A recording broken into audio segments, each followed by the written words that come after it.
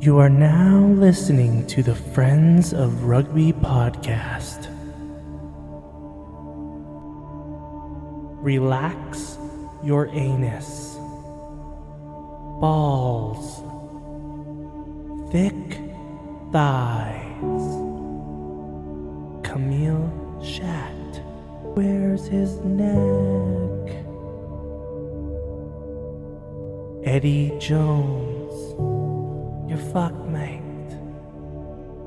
We're nice now. Okay. There you go. Take two. Did you hold your breath? No, I'm breathing normally. I told Frank to be silent for a few seconds when we start recording, and the first time we did it, he was holding his breath. That's how you be silent. I've now done that thing where I'm starting to manual, when you think about manual breathing? And now I guess everyone who's listening, Levi who's listening, is now manual breathing as well. It's horrible. I was just thinking that you were worried that I was going to pull some fucking stunt. I wasn't. No, you weren't worried? No. No? No, I have faith in you. Oh. And if you do it too often, it kind of gets a bit hacky, doesn't it? I don't think you're that kind of person. I was like, do I have to do something at the beginning every time? No, I don't think you should. I'm glad just kidding. You're fucking serious then. This is a fucking clown just comes in through the door. I think it's fine once a month, Yeah. But if you do it every time, it gets a bit hacky. I'll just surprise you. You'll never see it. That's fine. I don't mind that. Yeah. Just don't do it every week. Fucking Macho Man Randy Savage plus the Kool-Aid guy. Yeah. Have some weird surprise guest like a strippogram. Do you want to tell everyone the date? Yeah, I'm going to do my really funny intro. Yeah. It's February 26th. Oh my God. 2024. 2024. That's getting a bit repetitive, isn't it?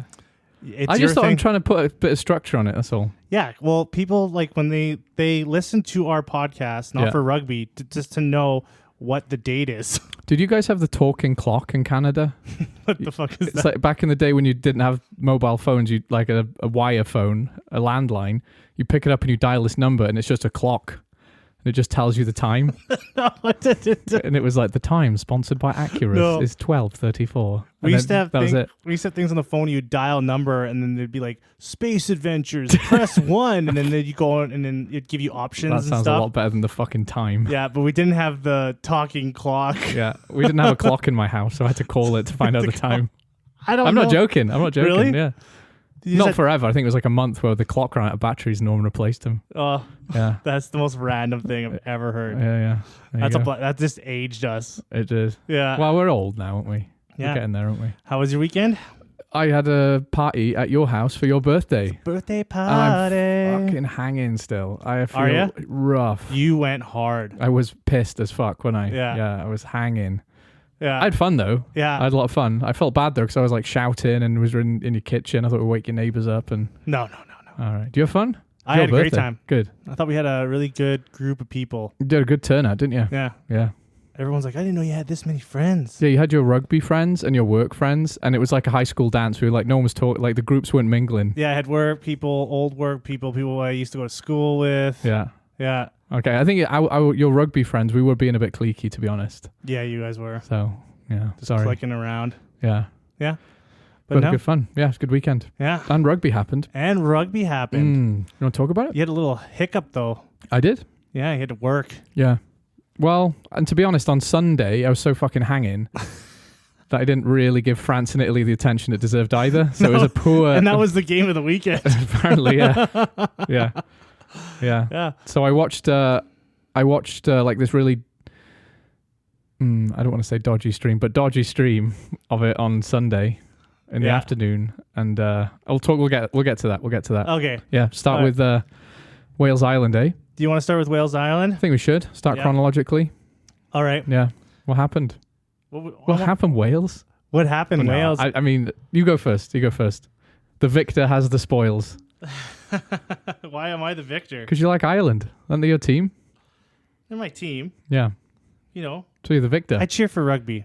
No, you don't. I'm a rugby fan. Shut up. No, you don't. I'm all about the rugby. You are all about the rugby, more than most people. Yeah. But you're definitely an Ireland fan. I do have a more secular take when it comes to teams and who wins and who loses, though. Yeah, you do. My heart's not going to be I'm not going to be broken if Ireland loses. I think that's the difference between you and me. I'm emotionally devastated and have to drink 9 Stellas Yeah, on a so Saturday night. you're invested. Oh yeah, Yeah, this is because it's part of you. of course it is. Part of who you are. I know. I'm glad you know that. I'm glad you Yeah. know that. Yeah. It's like in hockey, if Canada's playing the United States and stuff. Like I'm gonna take that. I'm gonna get personally invested. Me too. I take it very personally. And I Yeah. try, even when we're sat here talking about it, I'm trying to be reasonable, and I think I come across as reasonable, but the mask falls off every now and again, Yeah. I start crying.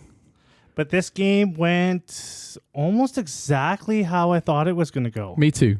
Much as expected, actually. There Yeah. were some things. I know the Irish media was like hard on Ireland. Actually, surprisingly, they were pretty hard on Ireland. Yeah, I thought there was some classy comments from the Irish towards the Welsh as well, recognizing the state we're in. So I appreciated that a lot. There was like some things about the game too, like Ireland's discipline. Oh, Their line-out was a bit wobbly as well, wasn't it? they kept Wales in the game. The only time I felt that they were under pressure is when they put themselves under pressure. I think, though, that's what Wales do to teams. Wales are good at putting teams and forcing teams to make mistakes. Well, it was working. Yeah, Because they were, but their discipline has been kind of shit. For the last 3 games. Ireland's has. Yeah. Yeah, it's not been... Uncharacteristic. That's true, actually. There was World Cup games where they were pretty spotless. That's true, yeah. And that's what they're known for, is that clinical game, no mistakes. Yeah. Their line out. Yeah, it was a bit rough. Yeah, it's still... Uncharacteristically rough lineup from Ireland. It was pretty shoddy in the World Cup too. That's true. And it's something... I don't know what's going on. Paul O'Connell, what are you doing, bud? It's hard. I mean, the thing is, it's like Ireland have really high expectations of themselves, and they should. But you never have, there's never a point where you're the perfect team, I think. You get better at another thing, and another thing gets worse in another game. Ireland have definitely upped their standards, so less things are worse, which is a good thing. But you're never going to have a perfect game, are you? No. There's always going to be a missed line out or a knock on or a side entry. And here's another thing, I think, especially with teams like Ireland, and I don't want this to sound critical because it isn't. One ref will see excellent work at the breakdown, another will see sealing off the ball, right? Another thing, the reffing in this game was really good. It was good. Yeah. And I thought there were a lot of people from both teams criticizing it. I couldn't see the problem at all at any point. I thought he had a decent game, actually. Some of the Welsh guys were talking about Porter at the scrum, and some of the Irish guys were talking about that wasn't a penalty try.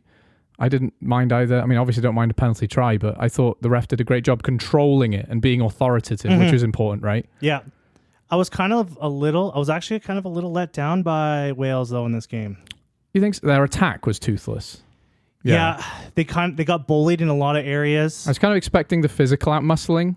Like, I remember Gatlin saying how they were going to target Frawley. Well, they didn't kick him a ball.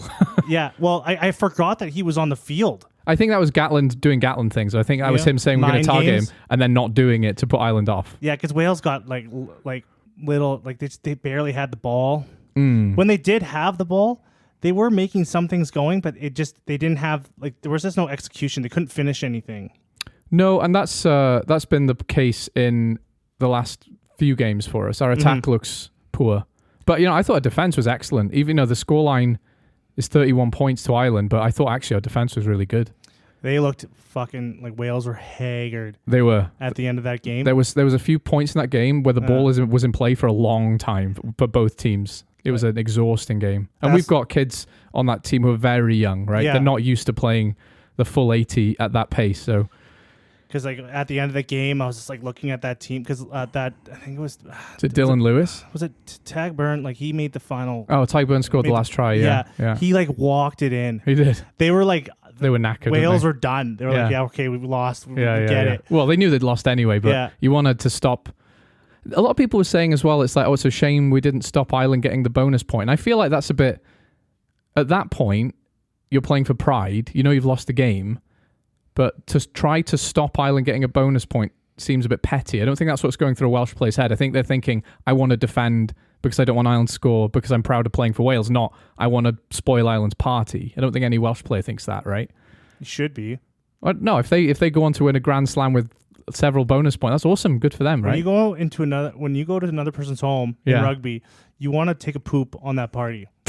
You want to poop all over it. You're going to find out what they want. I would and have loved to on it. win the game, but when you're already 20 points down, you may as well not worry about what the bonus point means for Ireland. We don't care what it means. Yeah, it was an odd match because it ended how I envisioned the game is exactly how it went. Me too. Honestly, I thought we'll get a score. We'll have a purple patch, but our attack will be so toothless we won't come out with more than 2 or 3 scores. Yeah, Ireland will probably get a bonus point. That's what I thought. It kind of felt like Wales was mostly playing in survival mode, but Ireland's physicality, they got to be the most physical team in the Six Nations.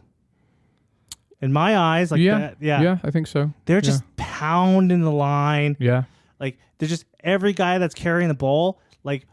He gains something every time. Which is why I was pretty happy with our defense, actually. Considering how good Ireland are, that was one thing I came away thinking is like, our defense looks good. And I was even saying mid last week, I was like, I just miss Sean Edwards. But actually I was thinking, no, we're doing right defensively. To stand up to that, yeah, it's a bonus point loss, but we did not give up in that game. And we defended all kinds of shapes they threw at us. The last try. Yeah. I mean, I don't think I was giving up. I think I was just knackered, wasn't it? Yeah. But yeah, I'm not upset about it really. I thought that's what I expected to happen considering the places the two different teams are in. So, what did I write for my notes though? I wrote Tygburn. Yeah. Fucking hell, what a fucking player though. Eh? Turnover tag. You can't have that. The announcer said it. Okay. Stop stealing our stuff. He was throwing it around. Yeah. No, he's good, isn't he? Yeah. But the thing about Tygburn, like Tommy Reffel is class at turnovers, right? Yeah. But Tommy Reffel that's kind of his only thing. I haven't seen him carrying super hard. Oh, but Tygburn can do a lot more things. He's the most important player on the team. I thought that, when I was watching him at Scarlets, when Scarlets won the Pro 12, I remember thinking, like, who the hell is this? And we have to keep him. We didn't. But, like, he would just pull things out of the hat all the time. He is so... Honestly, I have to say, he's the best forward. He is. Maybe in the world. Maybe in the world. Like, he is just incredible. No, I agree with that. There's just no shortage in his game. And here's the crazy thing. He got yellow carded, right? Yeah. And he came back on immediately when a turnover and scored the last try. Yeah. Like, did not put him off, No. He played 70 minutes and still had a class game. Like, there's a lot of guys, they get a lot of... Ireland are lucky. They get a lot of guys that they're getting, like, good bang for their buck. Yeah, they are. Like, especially, even they just do so much more than they're expected to as a player. Like, James Lowe. Yeah, he plays like a forward, doesn't he, at the breakdown? He does everything. He does. He's not the flashiest winger. He's not a classic winger, is he? No, he's not a classic winger. But he's got a fuck of a boot and he can win turnovers. He can win turnovers. He can tackle. He can do it all. Yeah, he can ruck. Like, he does everything. I was watching him play and I was like, man, like, you couldn't have, like... Yeah, like the value you get out of him is incredible. Yeah, no, I agree. I think what I was thinking about Ireland as well is I remember a few years ago where New Zealand started putting forwards on the wing a bit more, and you'd see someone like Dane Coles popping up with a try, the prop wing kind of thing. Mm-hmm. And what Ireland have done is taken that to the next level. I think almost all of their forwards are very athletic. Like, they're not just doing the job that their position is supposed to. They're not just winning scrums. They're not just winning breakdowns. They'll pop up on the field. It's like when Joe McCarthy came on. Like, he's athletic. He's fast for a lock. It sounds like the All Blacks. That's right. It sounds like what the All Blacks were doing a few years ago. They're copying. It's almost like they're copying the All Blacks playbook as much as they possibly can. I'm not trying to discredit them because they're definitely doing things different and better than the All Blacks. But that athletic forwards thing, which the All Blacks were doing a few years ago, Ireland are definitely doing now, and it's working. Yeah. Or, like you said, they've just got a bumper crop of athletic big dudes. And they're tossing the ball around, too, in the attack. Yeah. Like, they're just not grabbing the ball and running into contact. That ball's going out. Yeah, their fancy loop passes stuff, that's a thing that Andy Farrell's developed. Because I remember under Joe Schmidt, they were very forward heavy. They keep the ball, but they weren't too flashy with the backs. Yeah. Keith Conway and Andrew Wills never got the ball. They're being more risky. They're taking more risks. But they don't even drop the ball. So is it a risk if it works? I don't think so, Yeah, because it's impressive to watch. No, it's cool. They're definitely the pinnacle of rugby right now, aren't they? Yeah. Which is like why I'm not too disappointed, It's like we stood up relatively well to, I think, the best team in the world at the minute, It's almost, I think this, after watching the last 2 games of the weekend too, it's got to be pretty solidified. Like Ireland are going to win this Grand Slam. Oh yeah, I felt that way last year, to be honest. It's more evident this year, but it's because France aren't that good. Is this the Grand Slam of slams? Because last year they did the home one, and if they do it this year, it's the away year for them. I don't think anyone's ever won back-to-back Six Nation titles. No, so it would be a record. Yeah, Grand Slams. Not when I say Six Nations, I mean not including 5 nations. Yeah, and all the other nations. Since it became the Six Nations, right? Because that was. But that's still a fuck of an achievement. Yeah, you know, because everyone is just on. Everyone's just on their A game. Yeah, and I thought I was worried about Hugo Keane being gone, but I didn't even notice Kieran Frawley was on the pitch until he scored a try. Yeah, and like they just didn't. It's too bad. Like I think if they were playing another team, they probably would have targeted Frawley, but Wales just didn't have the opportunity to do. Well, I don't think we were kicking a lot either. There wasn't a lot of kicking. There was a lot of kick tennis, which is unusual for us. But the possession was like there was a very lopsided in possession for this game. Yeah, and I think Wales, we're used to that. We can score off scraps in a lot of times. Score off the scraps. Yeah, we don't need the ball a lot to score, but obviously Ireland defended very well as well. So yeah, they're just a spectacle right now. Yeah, like I can't wait for these summer tours. I can't wait for them to go to South Africa. You haven't not had an erection for about a month. Yeah. Like that series is going to be incredible. Yeah. Like oh man. There's only 2 games. It's going to be a fucking war. Oh, it's going to be ugly. Like it's going to be so physical. Someone is going to die. Someone has to. I'm still kind of waiting for someone to die in a rugby field. A little bit. I'm a bit surprised that no one's died in a rugby field. You're going to see when Ireland goes to the box because it's going to be a fucking like war. Yeah. People are going to lose their heads. They're going to be arms are going to be falling off, and they're going to be picking up those limbs and hitting each other with the limbs. Or even those fans, those 2 fan bases. Yeah. There's a lot of be zombies in the crowd after that. Like it's going to be ugly. Oh man, I can't wait for that. Yeah. But yeah, like, it was there was something. Yeah, I think I'm getting like Ireland been good for a long time, and then now when they just can't ever get 100% of everything together, there's always something missing in their game. Like it's either their discipline, their line out, sometimes it's their scrum. Well, what I'm trying to say is there's never been a team ever that is that. You know, there's never a team ever that's 100% all the time, is there? So I was also worried about the Sexton thing. That hasn't been a thing. Jack Crowley just walks right in there. I think because of Ireland's forward dominance, you could even be a lot worse than Jack Crowley's playing, and you still do all right because they have such a platform to play off. Create the Irish 10. A lot.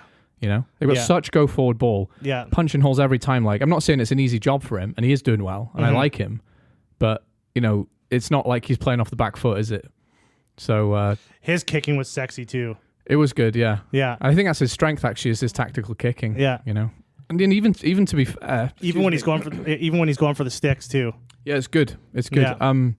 I thought Cam Winnett's still looking the part as well. Like he doesn't drop a ball. He's going to be a star. He's going to be a star. But here's the problem. I think Josh Adams is. I think we're seeing the final days of Josh Adams. To be honest, like he had a bit of a mare again.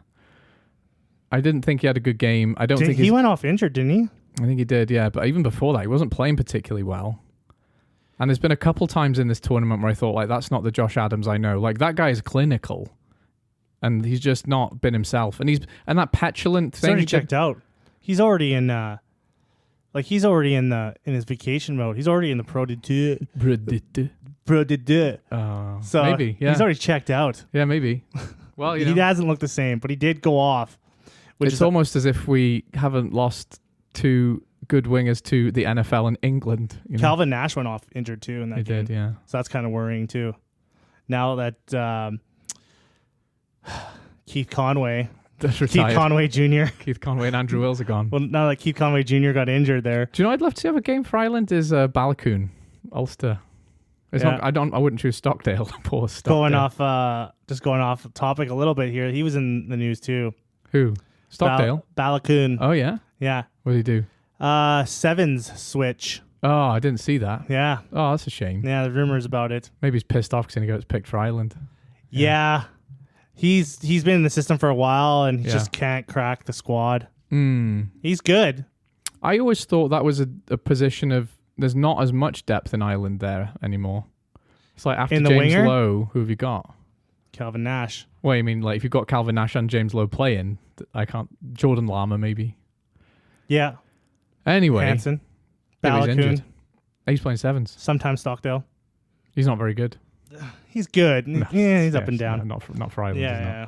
Anyway, let's stop talking about that because it's sad for me. Oh, yeah. Sorry. That's fine. It's fine. It's what I expected. Any people that shine for Wales for you? Oh yeah, like Other than win it? No, I thought Wainwright continues to do a lot of heavy lifting for that team. Like, he doesn't have a bad game, and like I was worried because when Falatau's gone, like who the hell is that? There's Wainwright, and he's class. Raffle had a good game, couple turnovers again. Yeah, no one else stood up to. George North is like, I'm surprised that he's still looks like an international player considering his age and stuff. Wait, isn't George North going to the Pro D2? Yeah, he is. Yeah, Not Josh Adams. Josh. I don't know. I thought you knew something I didn't. George No. North is. Yeah, I don't totally know. fucked that Yeah, up. I don't think Josh Adams is. Oops. Yeah, whatever. I mean, we could make a team out of people who aren't playing in Wales right now. Yeah, you could. Reece Patchell started for the Highlanders on Yeah. the weekend, and he played well. He had this like out the door pat. Oh, and You can watch the Super Rugby we've now. got bloody child Sam All the Costello Welsh playing. players are in there. Well, only one of them, Lee Halfpenny's injured already. I knew that was going to happen. What Yeah, did they quite. expect? Exactly. No, that's Yeah. kind of stupid. I thought. Yeah. All right, so that's Ireland Wales. Yeah. Bye. See you Oh. next year. Next year, they got the next game. I don't know. I think we've got another 2 years of misery. Yeah. I think I'm not too worried about it long term, but I think a couple more years of getting our ass kicked. Yeah. Ooh, that Italy Wales game is going to be. It's going to be tasty, isn't it? Yeah. Oh, yeah. We'll come to that, though, because Yeah. let's talk about England and Scotland, which I predicted wrong. Yeah, you had doubt. I did. It's because of your love for the English. Shut up. Like, I want England to win. They're going to win because I love them. I will tell you what I think. I want to be in the Prem so bad. Shut your whole mouth and I'll tell you what I think. A little while ago when Wales were really good, right? Mm-hmm.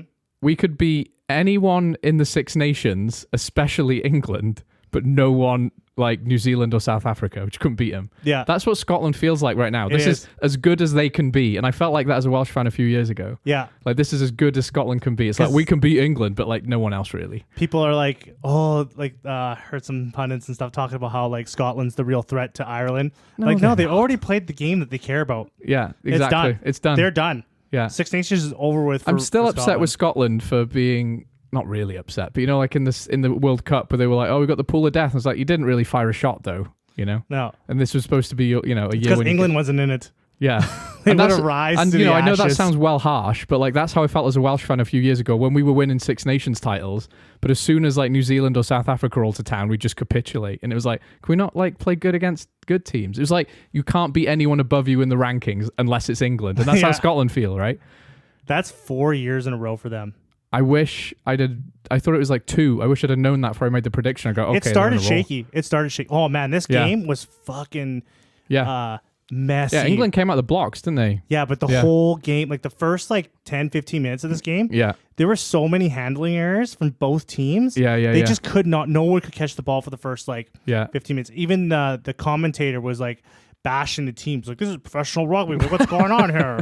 This isn't what we're used to watching. They can't catch the ball. They're professionals. Like, he was Yeah. getting pissed. Yeah. Yeah. It was just, I thought the whole game was going to like go that way. Cause Yeah. like, no matter what England or Scotland were doing, Yeah. someone knocked the ball on. Yeah. It was, A little embarrassing. yeah, it was kind of comical. Like, that was going on. I was like, what the fuck Do is you know what it reminded me of? Is like always the last weekend of the Six Nations, someone has to play Italy, and it looks like two teams who are shit-faced drunk playing each other because like everyone's tired, no one gives a fuck anymore. Yeah. And it looked like the last game of the Six Nations on a sunny Sunday. Both teams are hammered drunk, and like everyone's dropping. No one cares. Someone will win eventually. That's what it felt like. But I felt like Duhan kind of took the game by the scruff of the neck a couple times, and he was like, "No, we're fucking winning, boys."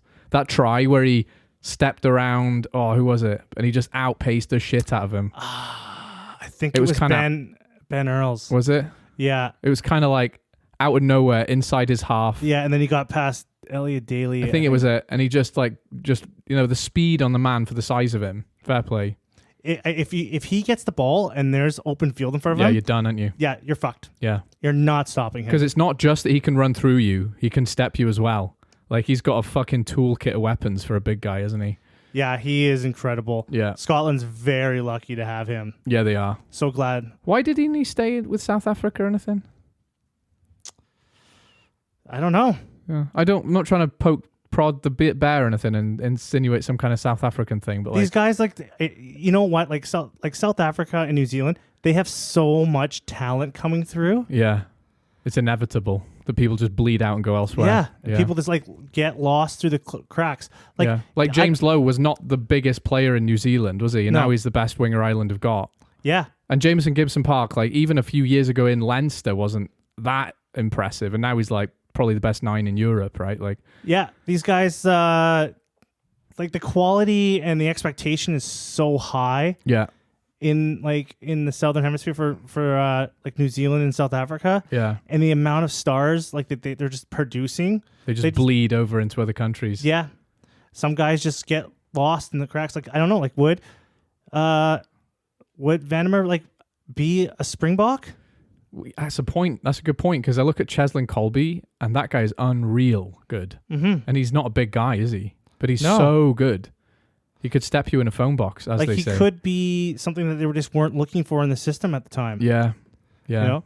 James Lowe too. Yeah. James Lowe was knocking on the All Blacks door for a little bit. Yeah, he played for the Maori All Blacks, didn't he? Yeah. And there's just someone that fit the system that they play better. Yeah. I feel the same way about Hadley Parks. Remember that Welsh centre? Yeah. He was very ordinary in there was nothing X factor about him, but when he played for Wales, he was just consistent because he had that New Zealand skill set, right? Yeah. Never dropped a ball. Mm-hmm. Always got over the gain line. Just exactly what we needed a centre at that time. Yeah. And he scored some nice tries for us. But you can imagine him playing in New Zealand and just being bang average, right? I just forgot about a point I wanted to bring up for the Ireland. Do it Wales now. game. Do it now. I was Rewind. just talking about how Wales had a there was a lack of in their decision making on the attack. There was a lack of killer instinct. We can forget about that point. Let's go back to Scotland. They got the ball off a kick and an Irish fuck up. Uh-huh. And there was open space in front of these two guys. Yeah. And they're both running side to side. Yeah. Trying to figure out who should go. No, where the kick, which one of them was going to kick and where they were going to kick. I was like, you guys have an open field. Go, run. Anyone else, if that was the All Blacks, it'd been killer through the hole. Yeah, they would have saw that. They had the whole this huge space. They would have been gone. Yeah. And these two guys are just running side to side with the ball. Yeah. Figuring out which one. You kick it. No, you kick it over there. Kick it. They're just looking for this kick. And I was like, fucking go. Yeah. Go. And I'm not annoyed by that because you got to remember they're literally 21, 22-year-olds, right? We miss Dan Biggar right now so much. We just don't have on-field leaders in the same way. Scream at them fucking run. Yeah, Dav Jenkins, our captain, is 22, right? You know? Yeah, but he's going to grow into a hero. He's going to be amazing. I'm not too worried about it. But you look at this squad, they're literally kids, right? So when that kind of thing happens, it's annoying. But you got Sam Costello at 10. Fucking Reece Patchell's off in New Zealand. He could be leading the squad. Being like He-Man. I have the power. Go through the fucking middle, boys. Yeah. Anyway, whatever. But anyways, back to those guys. Excellent point. Well made, Van Steve. Van der Merwe. Yeah. Yeah. Finn Russell had a good game as well. Yeah. Thought he's not done that thing where he's hot and cold for Scotland. He's just hot right now. That blitz defense really didn't bother him. Well, it did right at the start. Yeah. England have always done this. They come out firing. Million miles an hour. They were firing the whole time. They were coming out on that blitz. I don't just mean defensively. I mean England always do that thing where they come out in the game hot, and they fade.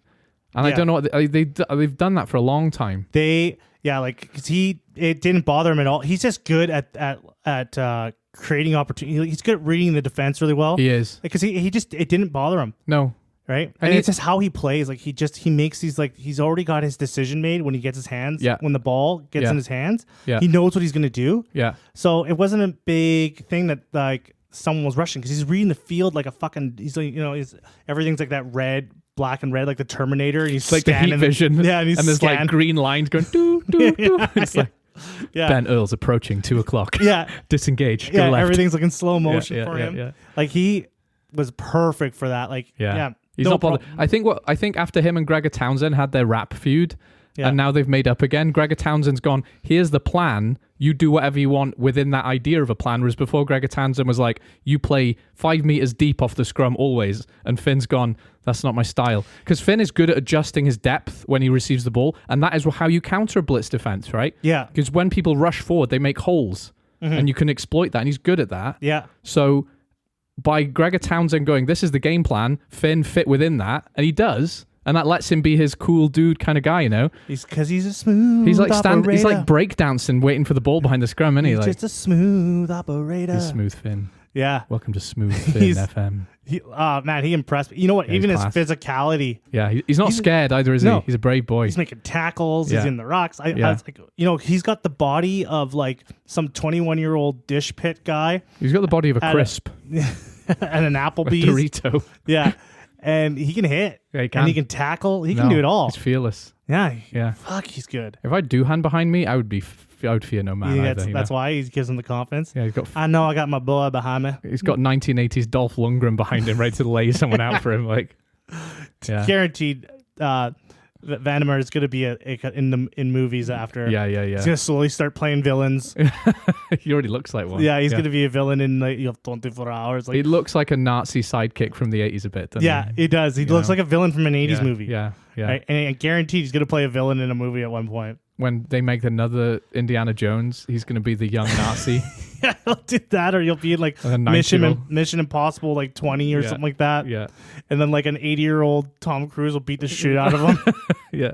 Because he'll choose and Tom Cruise will see that guy. He'll see how Yeah. like that guy, get that guy, and I'm gonna Yeah. beat that guy up. Do you know what's weird as well? You know, sometimes you see actors and they're like, how did you get into acting? And someone will be like, oh yeah, a scout just came up to me on the beach and they were like, you'd be good at acting. Can you imagine like Duhan, who, for everyone who doesn't watch rugby, he suddenly becomes this world star and is like, how did this start? Well, I was a rugby player and then someone came up to me and said, you act and I'm an actor. I'm an actor.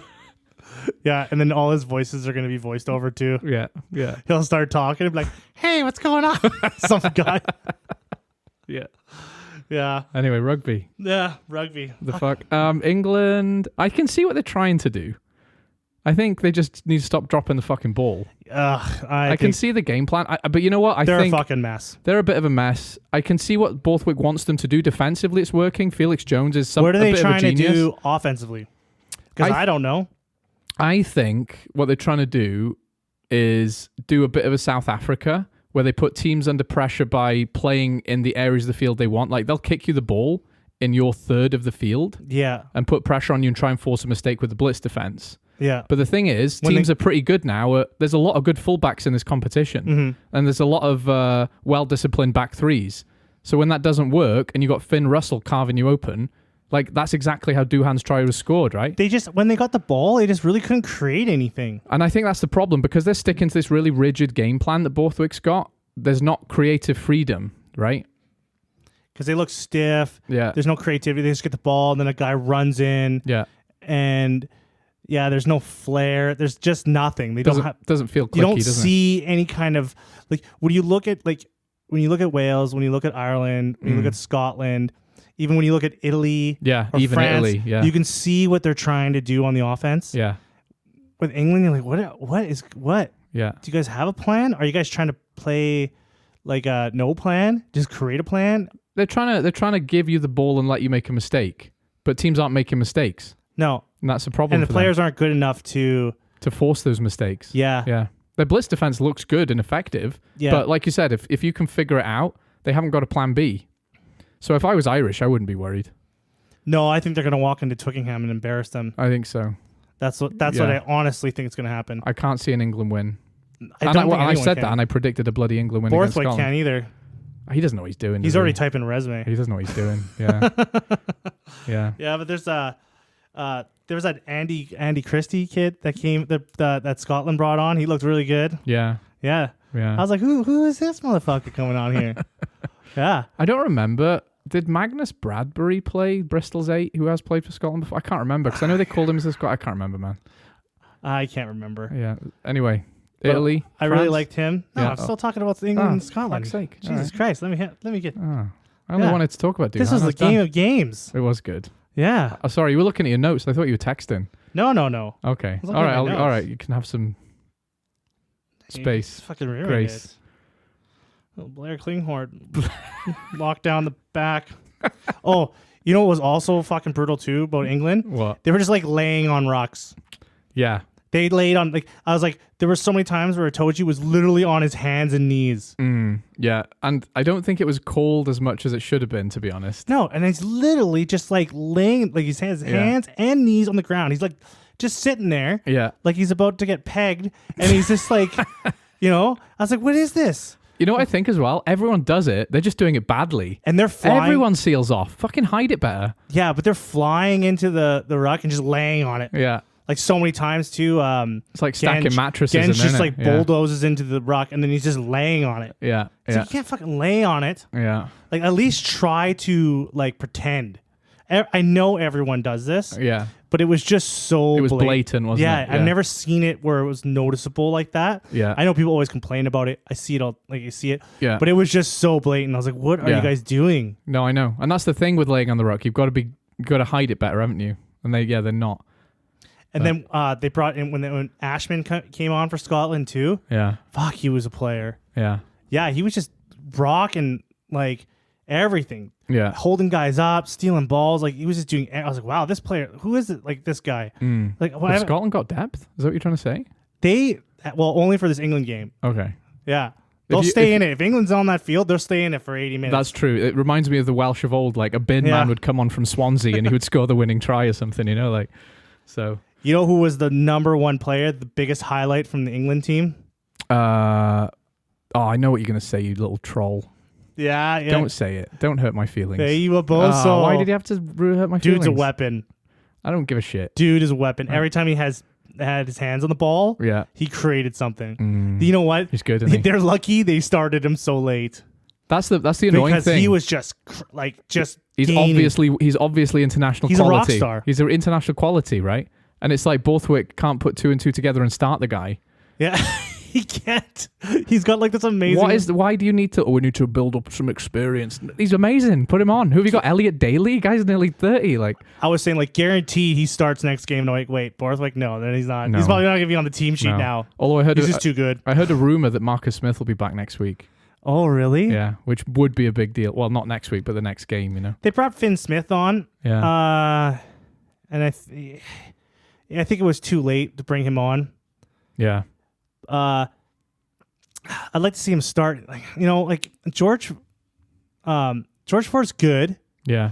But he's just such a classic, like 10. He's an old school kicking 10, isn't he? Yeah, it's not what they need. He's an armchair general, not a taken up to the line. Yeah, they need a maverick. They do. I think England to create something because they have no creativity in the line. Yeah. And then they got a 10 with zero creativity. He's just going to play by the system exactly how he was told to play. Yeah. And that's it. He's not thinking anywhere else. And it's fine if you want to win by drop goals, but England have some quality in their back line, and you can't unlock them with George Ford, can you? England with Marcus Smith are a different team, actually. And I don't think Borthwick appreciates that. Well, he probably does. He's a world-class coach, but, you know.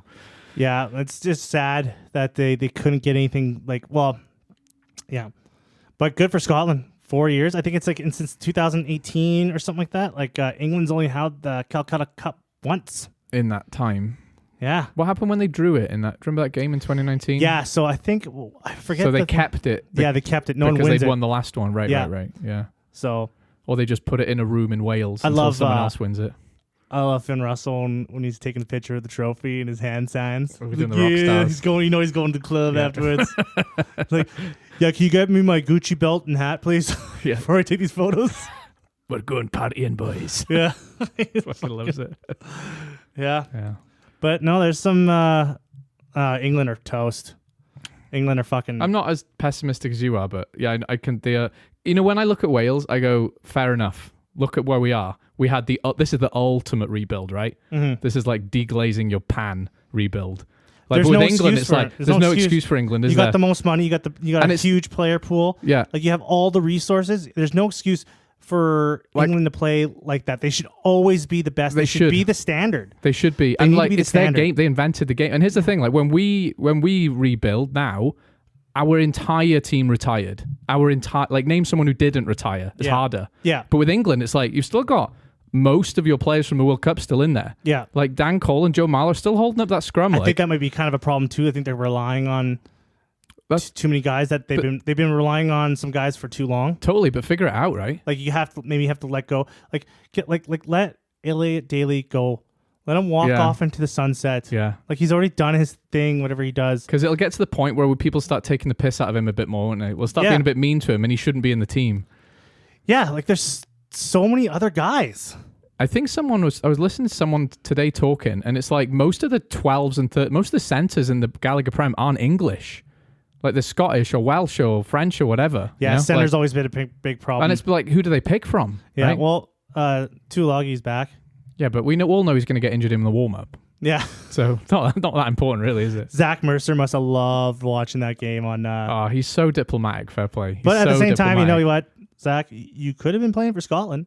He could have? Yeah. Oh, I didn't know that. Totally could have been playing for Scotland. Really? You could have been playing games. You could have been a star. Is that true? Yeah, it's true. Oh, I didn't know that. Yeah. Oh. He's Scottish qualified. Have you heard him talk, though? He's a proper, like, Yorkshire boy. Yeah, like, he's as English as you but can. he had options.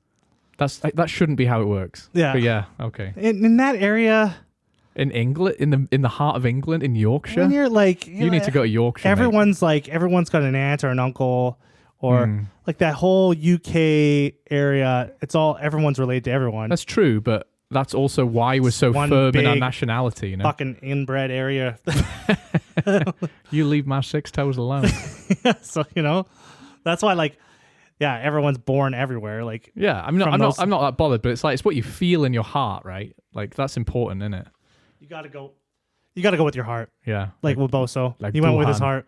When he was an Austrian baby. Boso felt the English in his heart, and he's like, I want to be home in England. Fuck's sake.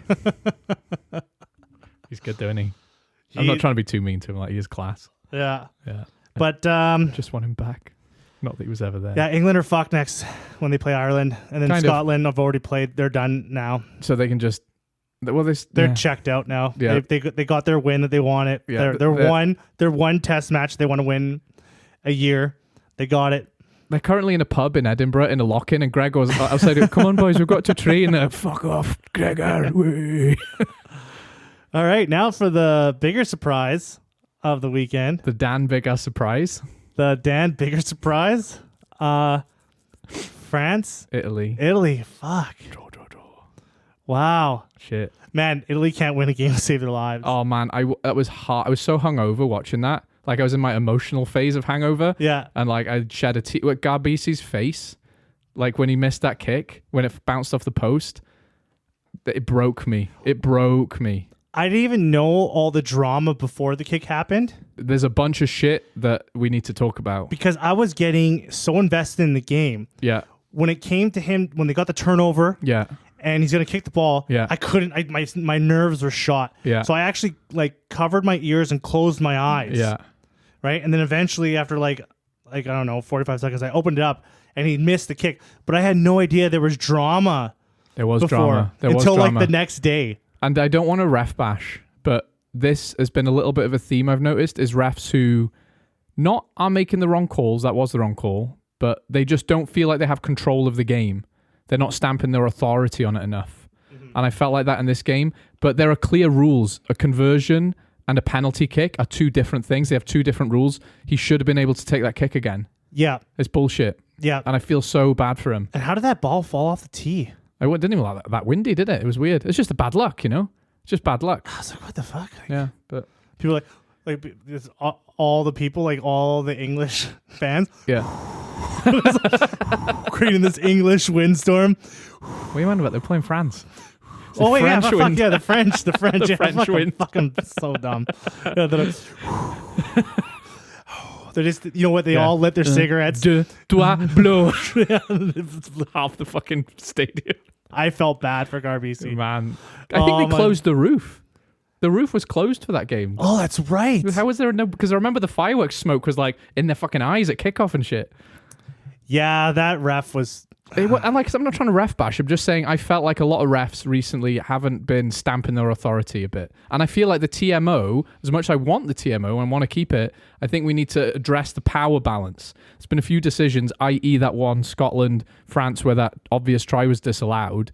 And it felt like the TMO was trying to tell the ref what to do when the ref had already made a decision. So I think the ref has to always have final say. Well, he made a decision, and then the TMO convinced him out of the decision. He's like, okay, I'll do the try. And then he convinced him not to give the try. Yeah, and I think that it's making the ref feel like they're not the guy in the driver's seat. But that guy that ref for the Italy-France game, like he didn't even bring anything up. He just let that kick go. Yeah, that's what... That was his responsibility to do something. It was, yeah. It was blatant, right in front of his face, and I don't know if he was scared. I think that's what I'm trying to say. I feel like there's a lack of confidence. You know? I don't know who he was. I don't know. Right? So I was like, so hungover. So maybe he was like new or something. But it was. Yeah. It should have been.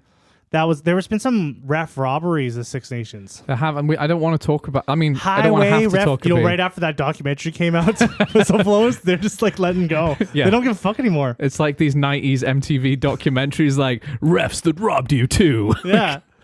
It's like they brought out whistleblowers. Everyone loves them now, and they're like, "Yeah, we can do whatever the fuck we want." Immediately ruin all the good favor they've curried. Like, they just fucking fuck with everything. Let's fucking go, boys. Yeah, who cares now? Let's fuck some dreams up. Yeah, because they are fucking dreams. Right, they fucked Scotland's Grand Slam chances. Yeah, they fucked Italy's only ever win against France, like in 115, 16 games. Yeah.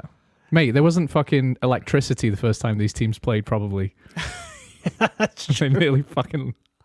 Oh man, I was so upset by that. His little face, man. Paolo Galbisi's face was so upsetting. You know who's gotta feel bad and shitty is France. Another team, no excuse. Yeah, and I want to get into this now. Yeah, I want to get into this because I'm going to say some things. You can get into it. I'm going to start talking about socialism. I'm going to talk about fucking communists. Okay, so first thing I want to say, right? Galthie's on the line now. Yeah, right? You think so? Yeah, I think so. Yeah, Galthie could go. Yeah. And I think the way the French are historically with managers, and the way Galthie is a bit hot and cold emotionally, he might even be gone by next game. I would not be surprised because they fire a coach in the middle of a World Cup. They do not fuck around, do they? Yeah, historically. So that's the first thing I wanted to say. Second thing, in France's defense, and I want to talk about this generally, they have got some injuries, right? They have got some significant injuries. They do have a fuck ton of injuries. And a red card at halftime is always a game loser. Even against Italy. Yeah. You know, a red card loses you games. Mm-hmm. Having said that, I want to talk about this in general now, but I was thinking about Ireland and it dawned on me, like, they haven't got any significant injuries and they haven't had for a while, you know? Because they take care of the players. Right. And just like New Zealand, with the way their structure is, the union owning the clubs, right? It's like when Sexton played, you know, he'd have two massage therapists, one working on each calf. He'd kick one kick, go off, go to a beach for a week. Like, I don't remember him playing for Leinster that much. Do you know what I mean? It's like their system is so well set up. They have a hired, like, Irish rugby guy that goes to his house and, like, picks him up. Does a wellness check. Pats his back, puts him into bed, tucks him in, tells him a story. Washes him in olive oil every night. With his hair. You know what I mean? So, like, their system, and it's same in New Zealand, that kind of, we're all in this together communist system. I'm joking, but not really, but a bit. It means that, look how many injuries they've got. I mean, they're a bit lucky probably as well, because there's rarely a team that doesn't have one or two big injuries, but they don't, right? No. They don't have it. Like, Matt Hansen's a loss for sure, but it's not game-changing though, is it? No. Like, you look at Wales, we've lost our captain, Jack Morgan, and Faletau. You look at France, they've got some serious pack injuries. Wales does like take care of their players, their international. We do a little bit better than better than England and France because we've got some central of those old school contracts. guys would like never be in. Warburton didn't play a lot for Cardiff towards the end, or even Alan Jones either. Yeah, I mean he played a lot for Ospreys though. Yeah, but there'd be times like when Six Nations are coming up and stuff, and he'd be like a ghost. Like because we had central contracts, right? Yeah, but you know, like England have only just started doing that, and like it seems like the French club players, they get their hides tanned every week. And I was thinking about Farrell and Dupont and thinking they played so much fucking rugby. So no wonder they were like, fuck this for a bit, you know?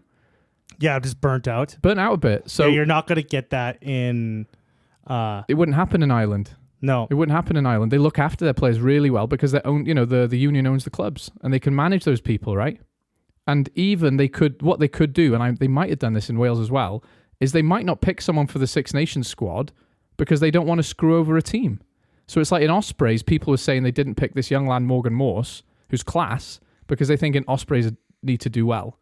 But in Ireland, they've got the power to do that. Let's say Leinster on a tear for the championship and they've got a really good 10. Think, well, let's not pick him for that. Let's let Leinster win. They could do that, right? Mm-hmm. That's how good their communication is and their structure is. But going back to the France-Italy game, yeah, France are in trouble now.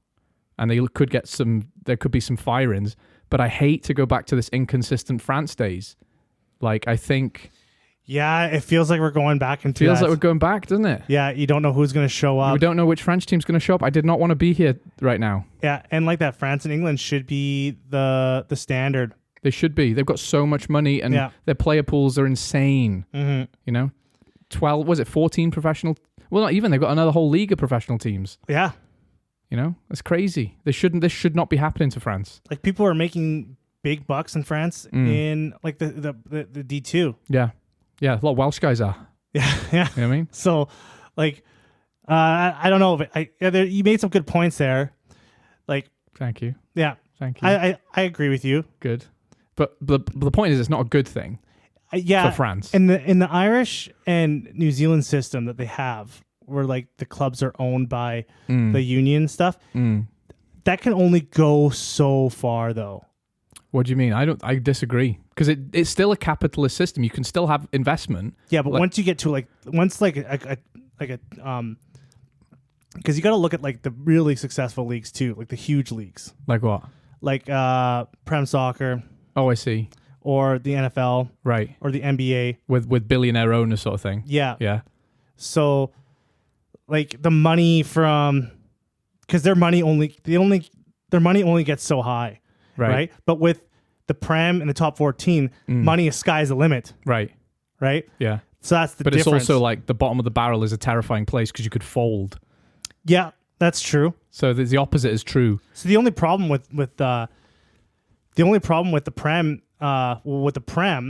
is that like they just don't have the fan base to go with how much they need to pay players. And the problem was the French TV deals brings the French clubs so much more money than the English get, and the English are trying to remain competitive with player salaries. Yeah. So they do pay their players as much as they can to keep them away from France. Yeah. But that bankrupts them. That literally bankrupts them, right? Yeah. So they're trying to see. The problem is that like my problem, like what I see is the French leagues, they play too much. Yeah. Player welfare is just not as high. No. So, and that affects their national team. It does, yeah. Because the money that's invested in these players in the club level is almost more important. Mm-hmm. Right? These millionaires are paying big bucks for these players. They want these players on the field. And they want you would, though, right? I get it. And they want these players on the field all the time. Yeah, I paid money for that guy, So that's their problem. And then in the English Premiership, the problem is that the English are trying to like run a league that doesn't have the fan base or the money coming in to sustain it. Yeah. They're trying to play a bigger game than what they are. Yeah. They're too big for their boots, yeah. Yeah, so that's why clubs are folding and stuff like that, because they're spending more than what they have. Yeah, that's true. So the finances are all over the place, but I don't know if it's arrogance or I don't know what it is, but they're just like, no, this is, we're paying. Well, I think they keep, Wasps are £100 million in debt when they folded. Yeah. Like, when you get to about 2 million debt, you kind of go, let's trim the fat a little bit, right? Yeah. When you get to 50 million, you go, this might be a problem, boys. So, like, I don't know how it gets that far, but you're right. It's like year on year, they seem to go, we'll figure it out. We've got to stay competitive. We'll figure it out later. Yeah, they might have seen like other teams from other leagues do the same thing and then crawl out of it, and they were thinking that certain things were going to happen. Yeah. But yeah, the Prem is definitely trying to play a game that they're not big enough for. Yeah. So they need to do a step back, and France just needs to like take care of their players. They do. Right? So if these guys are going, because the top 14 goes for like, I don't know, isn't it like down for 1 month and then they're right fucking back at it? Yeah. No, it's not like they get a lot of time off even then. They're probably going to do preseason. Yeah. So like the guys are making big bucks, but you pay for it. At what cost? Yeah. It's sad, isn't it? So I just didn't want to be in this situation. I was excited for France to be the big boys in Europe. Them and Ireland, I was excited for them to be. Then, when we get to the North and South Hemisphere time, it's like we send Ireland and France as our like. Those are our vanguard, our big boys, and it's like, come on, France, you got like. It's almost like France is going to be like their success is going to come from like they're just going to have this like these like spurts of generational success. Yeah. So you'll have these like new really good players come in. Yeah. And then they play for the national team, and then they're really good. Yeah. And the national team's really good for a while, but then those players just get fucking like wasted. Yeah. Get wasted from top 14 and playing international that they completely turn into dust. And then you got to wait a while for the next crop to come up and in. And they've been so blessed. So they have this like wave of like good periods. And that's how things have gone historically anyway, right? But it's like they were so blessed in this generation, right? That we forget that Entomac was amazing. Yeah. And they managed to replace him with quality 10s. Yeah. Like that's how much talent they had. Mm-hmm. To be fair, the under 20s have been doing that for a while. They've been supporting the team by providing really good quality. So it's not like they're not doing internal development as a union. Yeah, but like once they become professional, they get absolutely wasted by this attritional rugby, don't they? Because I knew a big talk about their union for like the last few years is how they're developing their youth. And they are doing good things, right? So I kind of see like maybe they do like recognize that. Like, these guys get burnt out. Yeah. We got to make sure this train is rolling. Feeding children into the wood chipper of French rugby. Because like after a few years, they're just done. Toasted. Yeah, they're dead. Yeah. And so you just got to keep bringing in the youth. Which they are doing. Like that Tuolangi looked good on the weekend as well. Yeah. Quality. So, but I mean, at the end of the day, though, we could talk about it all day, but red card, and I'm a bit sad that France aren't fulfilling their potential, But like they're missing a lot of players now. Yeah, they do have a lot. You got to. Is it Olivon? Is he out for a while now? Yeah, Galthie is under the cooker. Yeah, but fuck, there's so many guys missing. Yeah, man. So Ireland are going to cruise this, but let's not forget they actually don't have many injuries either. Like no, so they're in a really good situation. They've been staying pretty healthy. They have. Yeah. All right. And news time. Yeah, that was us talking about the France-Italy game, wasn't it? That was that. Or was that? Yeah, that was it. All right, I'm just trying to keep a structured order on things. Yeah. I want to talk about wasps. The wasps. No, I've got a wasp nest in the garden. Tell me about the wasps. They're coming back. Are they coming back? Yeah, they've got a temporary stadium sorted out. They have a temporary stadium. Yeah. What happened to the? Where are they playing at? Coventry. Yeah. I don't know. But they've got a temporary stadium. Wasps are back. I liked Wasp in their prime. What was their original place called? They were London before. They were in London before Coventry, yeah. They're called London Wasps. Yeah. So yeah, I mean, I think... Are they coming back into the Prem? I think so. Yeah, I think so. Are you going to see the Wasps in the championship? No, I think they're coming back. Go into those games where they have to hike through the ravine to get to the pitch? Yeah. It's like a fucking their fucking changing room is a sea they run can. out of a shed. Yeah. Fucking onto the field. Yeah. Just buckets of cold water after the shower. One of their stands is half a lorry, like in the Ospreys game. Yeah. No, I think so. Anyway, point of it is, do they have like new ownership or? You know what, Steve? Stop giving me a third degree, right? Wasps are back. Okay. I have no idea, man. I have no idea. I just read a little article. You read the headline. I read the headline. That's what you did. You read the fucking headline. And then you said, you better do some research on it. So I read 2 more lines of the article which said they got a temporary stadium. That'll do. I fucking warned you. You should have told me, hey, I just want to mention this. I don't fucking know anything about it. I'm just excited that the Wasps are back, all right? So fucking leave off. Okay. That's all I have to say on the matter. No, I do have a point to make. Okay. We talked like about rugby finances and England, the way they're doing things, right? Yeah. I wonder if the COVID thing, because COVID did hammer rugby, a sport that was just finding its feet professionally. 100%. And it hammered every nation, really. And I wonder if we're starting to see some shoots of hope coming back a bit. I think so. I think systems like the Prem, they're on, all those teams are on their own, right? They can't thrive. Like if the crowds don't show up for a year, you're going to fucking die. You're going to die, right? Yeah. Like they don't have the union to fall back on. No, exactly. So, I think you're seeing a comeback. There's going to be some, but people have to forget COVID did such a number on the Prem. It did, especially the Prem, right? Yeah, especially the Prem. Yeah. Right? And then they were already had struggles before. Yeah. Right? It's going to take time for them to crawl out of this COVID hole. Yeah. Like the top 14 did, but they already had... they had more money to fall back on, didn't they? And the Irish Union, because they're union, they've got Irish Rugby Union reserves they can fall back on. Yeah. The Welsh Union gave the clubs loans, which helped them. Yeah. But I don't think England had that luxury, right? I could be wrong, but yeah. Anyway, I thought it was good because I do want to see. I like the Gallagher this year, and I want to see it competitive. And I used to love Wasps when I was a kid, just because I like the picture. Yeah, Wasps was the team. Like when I first started watching too. When I started watching Prem too. Wasps was the team. I don't know why. What is it with the Wasps? It's Gatland. It was Warren Gatland. Well, he wasn't around then. No, he coached them. They won the Heineken Cup with him. What? Yeah, but this is a long time ago. Yeah, this is I'm talking 20 years ago. Yeah.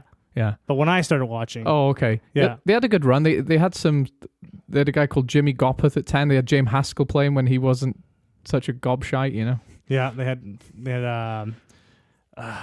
who was that All Blacks 10? Oh, yeah. Oh, that's going to kill me, that is. I know what you mean. I can't remember his name. Scott. Oh, man, that's Where is he now? Oh, it's going to annoy me, that is. I can't remember his name. Whatever. Maybe your mate Phil can tell us. Yeah, Phil. Who is it? Email us. Yeah, anyway. That's all I had to say about that. The Wasps are back. And then, do you think you wanted to talk about some coaching sacks? Yeah, I think we talked about Galthie. We did kind of cover it. Yeah, already. we did kind of cover it a bit. So I don't want to go over trodden ground, but I do think there's some coaches in danger. I think Borthwick and Galthie. Gatland's got cash in the bank. We could lose 20 more times. Yeah, he's painted this narrative, which is true. He has painted the narrative. He's definitely scrubbed his narrative up a bit. He's like, hey, if I could say anything to the Welsh public, it's that we're going to be shit for a bit. If you could all calm down, and it kind of worked, but it's also kind of true because no one's complaining about him. I'm not. I was saying to my friend the other day, I've never been so forgiving of losing 3 games in a row. If this was Frank 3 years ago, I'd been like, what the fuck is happening, Pivac? Yeah. But now I'm like, that's just fine. Pivac's probably sitting at home, watching Wales lose, and he's like, what the fuck? Yeah, and Pivac gave out loads of caps as well. He's like, have a cap. And this is a young team. And it's like, fuck off, Pivac. We win games. Yeah, because just fucking roasted him. Yeah, we hated him. It was horrible. Yeah. But Gatland, man, he could lose every single game. He's throwing rocks at his windows and shit. He said no. Yeah. He's just sitting there watching Wales get their asses kicked. And and everyone's like, yeah, good job, good try. Cameron win it at a brilliant game. What the fuck? Yeah. It's almost like Warren Gatland staring at the TV at him. Yeah. He's like, yeah, we're going to have some rough times. We're going to have some rough times, Pivac, but I'm still going to have a motherfucking job. Maybe he hypnotizes us in the press conference. He sits there going you're all feeling very sleepy. Wales are brilliant. It's called... We are developing. It's called Stockholm Syndrome. Wales have Stockholm Syndrome for Gatland. Yeah, we named a gate after him. We love him. Yeah, but I don't know. He's not going anywhere. Also, everyone knows what's going on in Wales. Mm. And yeah, they do. That's what I think it's a fair. I think even though they're losing, they're still exceeding expectations. That's the thing. I think if we were taking some hammering, if we had Alan Wynne, Tipperick, Ken Owens in the team, some leaders, some old heads, then I'd be a bit more. But there's nobody there. This is why you wanted to talk about coaching sacking, because you wanted to talk about Gatland and Wales again. Yeah, always. But I also wanted to talk about... So you should be talking about Pizza Hut. And then all of a sudden fucking... Warren Gatland loves pizza. Do you know Cardiff Blues? What the fuck? Where did this come from? All right. In the interest of keeping this moving, I was also thinking that Gregor Townsend, if he doesn't... And I think he could probably lose against Ireland. But I can't see... We've seen everything he can do, I think. He's a block-safe coach too. As long as he beats England at the Six Nations, they do not give a fuck. When does Scotland, and that's how Wales were 10 years ago, but when does Scotland start saying we've got to push on a bit now? We've got the squad. I think they just have, Scotland and the world just have this expectation of Scotland. They know what Scotland can and can't do. Mm. So if they lose, yeah, we expected that. If they win, they're like, wow. That was good. That's what they expect out of Scotland. So Gregor Townsend has, he's in a good position because they don't expect much from him. They don't expect you to win the World Cup. They don't expect you to win the Six Nations. Yeah. They don't expect you anything. They expect you just to beat England. But look at Argentina, who are comparable to Scotland in rankings and ability, don't have a professional side, sack their coaches regularly. Yeah. And it's Scotland... Because they're the best rugby nation in the world. I love Argentina. Like when you put pound for pound and what they do. Yeah, they punch well. When you talk about like the messiness of it. Yeah. How their players are all over the world. Yeah. And what they accomplish. Doing press ups they on have Zoom. To be. Yeah. They're the best rugby nation in the world. Could be. Hands down. Yeah, could be. Like no one else can do that. No one else can. Yeah, and like being the All Blacks in COVID when it's training on teams, like yeah, they're on Zoom calls. That's mad, isn't it? Yeah. But what my point is like they're ambitious. There's no reason why Scotland can't be that ambitious, and I don't think that means sacking the coach. Well, I'm talking on my ass. They are ambitious, but yeah, I don't know. People are just happy with Gregor Townsend. Fair enough. Maybe I'm making a mountain out of a molehill. I would like to see. I honestly like always wondered every year, like when is this conversation about like Townsend's like coaching role going to come into question? Like when are they going to be like, we want something more, we need to try something different? Well, that's what I'm saying. Yeah. But they win a couple games and then the Scottish fan base just completely forgets. That's exactly how it was. It's like in Wales the Men in Black.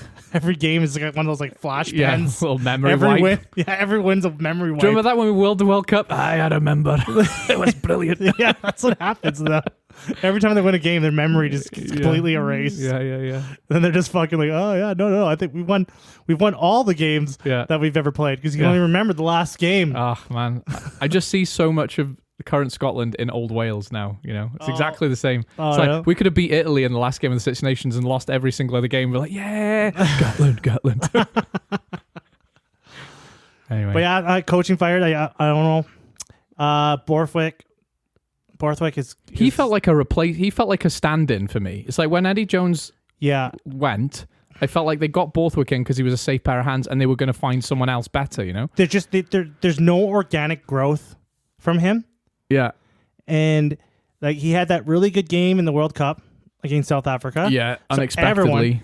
He fooled me too. Yeah, he fooled me too. I was like, okay, they are building to something great. Yeah. Right? You were saying it not long ago. You were like, England are the dark horse, weren't you? Yeah. Yeah. I fully believed in it. Yeah. Right? Everyone was like, there was a lot of people that didn't believe in Borthwick already. Yeah. But I was like, man, look at that game. Yeah. Look what he's done in such a short time. Yeah. Like this is just the start. Yeah. But it wasn't. That was the pinnacle. That was the high tide mark. Yeah, that was Borthwick's reign. Yeah. And there's no organic growth. There's nothing progressing with him. Yeah. So I don't know. I can see like everyone's kind of seeing it now. I think so. I don't know where the RFU sees it, but their standards have to be higher. If it's because when I was an England fan, I would expect it because they're going to get pounded by Ireland. Who else they got to play? Ireland and France. Yeah. Ireland and France. Yeah. So if they lose those next two games, then he's probably done, isn't he? He's probably done. Yeah. Galthie's already 8 feet under. I'm surprised. I won't be surprised this week if they fire him this week. I wouldn't mind getting Sean Edwards in the clear-out sale, though. Because the French are wild when it comes to like employment. They get the guillotine out, don't they? Well, I remember when I was in France at the World Cup, every time like there was a strike or some kind of workplace conflict going on everywhere. I love them for that, though. Yeah. They do not take any fucking shit off anybody. I love it. I've got so much respect for it. So I could see him getting let go this week. Yeah. If they have to like fucking like take Wales to the ringer. Like they need a convincing, solid win here. They're coming up against a battle-hardened team of children now, though. Yeah. We're like the child soldiers of an African conflict right now, you know? Yeah. Hard bastards. So I don't know. Like, yeah, it's not going to be a rollover. And Ireland and France have got some injuries, you know? Mm-hmm. Anyway. Enough about coaches. Yeah. Another thing I wanted to bring up. Yeah. Mouth guards. Oh, yeah, I didn't actually. The mouth guard. You haven't heard about the mouth guard drama? No, I haven't. Tell me. So these players have been playing in the Six Nations and in Super Rugby. They've been playing with these mouth guards that have been tainted with a certain type of plastic. Okay. That has been giving them these bad infections. I'm just kidding. Oh, I believed you. I'm just making it up. I believed you. No. So they're playing with these mouth guards that have these, like, they're impact monitors. Oh, yeah. So what's happening is that true? Yes, this is true. Okay. This is true. So the mouth guard gauges how much force a player is taking to their head. Right. Right. And then they can tell from that information that they get, they pull players off. Okay. For assessments. Okay. Yeah, so they've been playing in Super Rugby in Six Nations, Scotland, and I think I forgot who got pulled off for Scotland. How did I miss this? They just pulled them off, and the player's like, "What? What's going on?" It's like, yeah, the meter thing is saying your brain's fucked. So it's really it's a really hotly debated thing right now. Because they got these mouth guards that don't seem to be tested. Yeah, and they're pulling guys off in the middle of games randomly. Yeah, because their monitors are going off. I think what's his name, Jordy Barrett. Like he got pulled off in a game, and he's like, "What do you mean? I just tackled someone. I'm fine, right?" Like this weekend? Yeah, and so they've been pulling guys off, and these coaches and players are getting worried about this, right? Because what is I kind of put this in words here, because they don't know what's going on. They don't expect to be taken off. When you see something on the field and hey, that guy better go off. Yeah. These guys have no idea, and then they're just getting taken off the field. Hey, you're coming. The players are upset. Yeah, players, coaches, people. Yeah. Because it's I just don't know, why would you? And you could also, that could be the first tackle of the game, right? You could take a pretty heavy hit and you'd be like, right, you're off. Yeah. And you could be completely fine. You know what? I was listening to, I think it was Mike Tyndall talking not long ago. And he was talking about one of the selling points of rugby is the physicality, and we have to stop being scared of that. Yes. And I did agree with that. I was like, you have to accept this is a violent combat sport. Yes.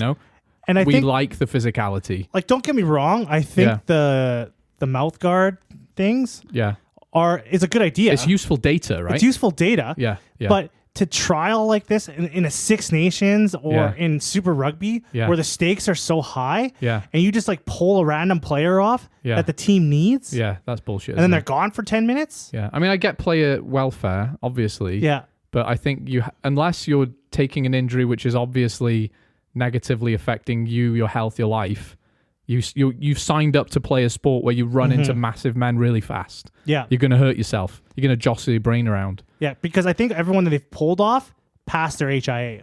Yeah. So now you just went off for nothing. And can they bring them back on if they pass? Oh, yeah. Yeah, because it's an HIA. Right. But they still went off. Yeah.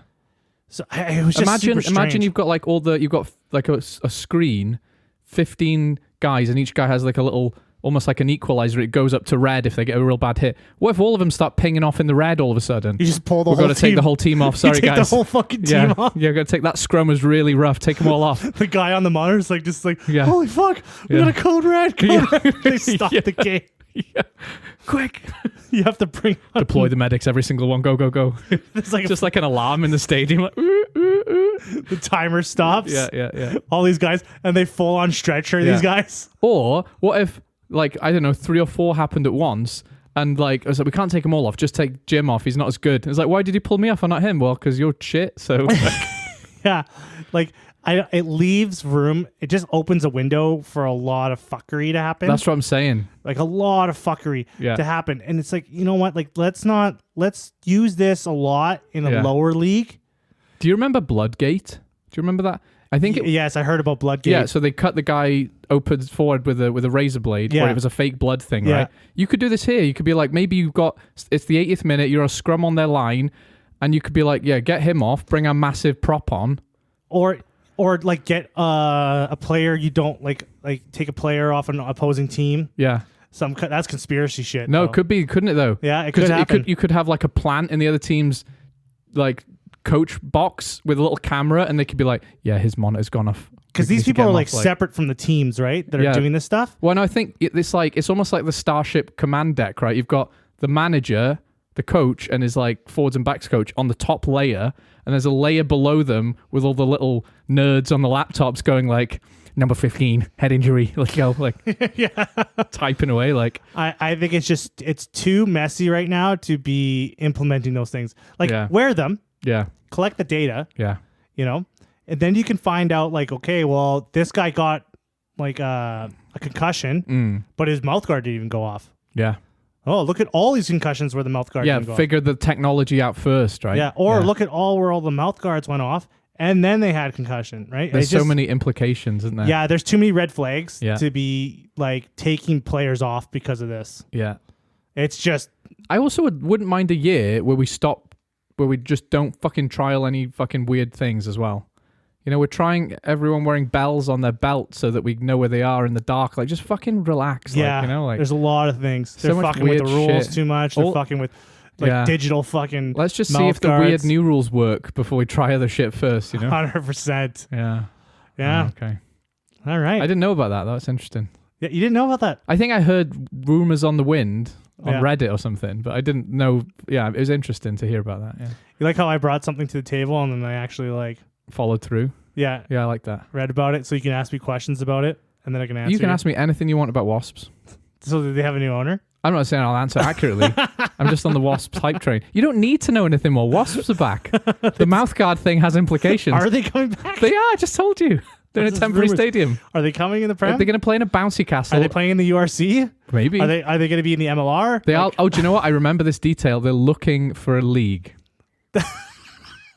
Okay. So they're in the market for a league. Okay, so they're, Yeah. they're trying to do something. Say hello to the Cardiff Wasps. The Cardiff Wasps. I might support them. Yeah. Yeah, the Bethesda Wasps. Yeah. Yeah. Yeah. That'd be good though. All right. Yeah. Well, I think we talked about everything we wanted to talk about. Yeah. Yeah, that's my list. Do you want to say the email this week? I don't know it. Oh my God, Frank. It's the friends, plural of, is it the friends or just friends? The friends. The friends of Rugby of Pod Rugby Pod at gmail.com. at gmail.com. There you go. You're just like head in the clouds of this whole fucking podcast. Like, it's the same guy who emails us every week. Someone else please email us. All right, friends. All right. All right, have a good one. You too. Bye-bye. Bye-bye.